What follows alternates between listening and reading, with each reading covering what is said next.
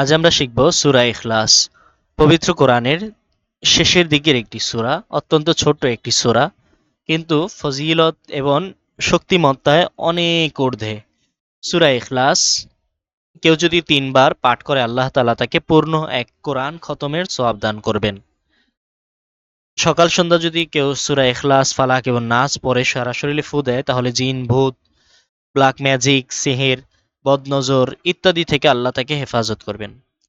এই পবিত্র সূরাটি ছোট হওয়ার কারণে অনেকে নামাজে পড়ে থাকেন। নামাজে ১৯টি নামাজ ভাঙার কারণ ১৯টি, এর মধ্যে একটা হলো অশুদ্ধ পড়া। এই সূরাটি অনেকেই পড়েন ঠিকই, কিন্তু সূরা অনেকের শুদ্ধ নাই, অশুদ্ধ পড়েন। অশুদ্ধ পড়লে আপনার নামাজ ঠিক হবে না, নষ্ট হয়ে যাবে। তাই চলুন আজকের এই ভিডিওর মাধ্যমে আমরা সূরা ইখলাস শুদ্ধভাবে শিখি এবং মুখস্থ করি। চলুন আমরা শুরু করি। আপনাদের সুবিধার্থে প্রত্যেকটি আয়াতকে আমরা ৩ বার ৩ বার করে পড়ব, ভেঙে ভেঙে পড়ব। আমাদের সাথে সাথে উচ্চারণ করবেন।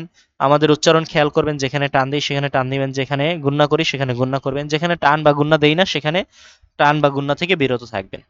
চলুন শুরু করি। শুরু করার আগে ভিডিওটি যদি আপনাদের সামান্য উপকার করে থাকে বা ভালো লেগে থাকে, তাহলে অবশ্যই ভিডিওতে একটি লাইক এবং কমেন্ট করুন, চ্যানেলটি সাবস্ক্রাইব করুন। বিসমিল্লাহির রহমানির রহিম। قل هو الله أحد قل هو الله أحد قل هو الله أحد الله الصمد الله الصمد الله الصمد لم يلد ولم يولد لم يلد ولم يولد لم يلد ولم يولد ولم يكن له كفوا أحد ولم يكن له كفوا أحد ولم يكن له كفوا أحد আবার পড়ি, চলুন লাস্ট বার।